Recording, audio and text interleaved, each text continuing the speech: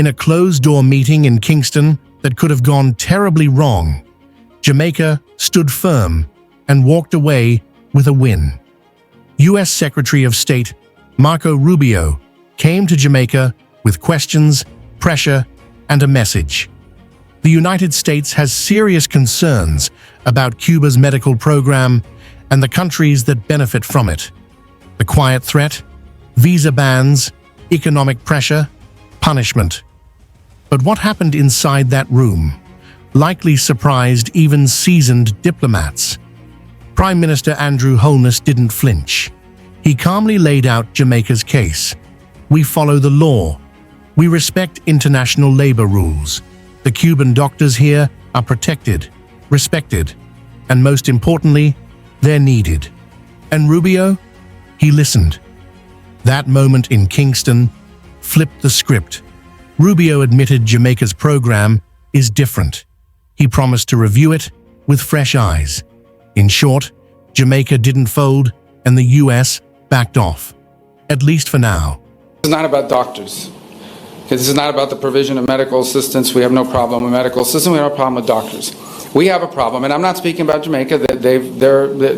We've discussed this today about, following international labor standards and the like, but I'm just talking about this program in general, how it's operated around the world. And how it's operated around the world is that basically the doctors are not paid. You pay the Cuban government. The Cuban government decides how much of anything to give them. They take away their passports.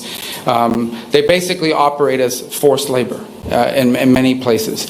Now, there are places that have better labor standards. Perhaps Jamaica is one of those, and that's fine. But I'm describing generally what the program has been. It has operated in that way in many parts of the world and placed these people in tremendous danger. And so I think we can all agree that the trafficking in labor, be they doctors or farm workers, is not something that we would want to be supportive of, and we find that to be an egregious practice on the part of the Cuban regime. Now, every country operates their program differently. And obviously, because of our relationship with Jamaica, we're going to engage with them on that and talk about it further and have a better understanding. Perhaps none of this applies in the way it's handled here, but generally, that's the problem with the program. It's not that they're Cuban doctors. It's that the regime does not pay these doctors, takes away their passports, and basically it is, in many ways, forced labor. And that we cannot be in support of. Again, not speaking about here in particular, but in general about the program. Now here's why this matters. Across the Caribbean, over 24,000 Cuban doctors serve poor, rural, and underserved communities. Jamaica alone has more than 400 working across the island.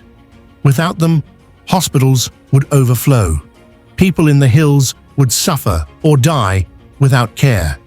For 50 years, these medics have treated the sick, performed surgeries, and helped hold our health system together.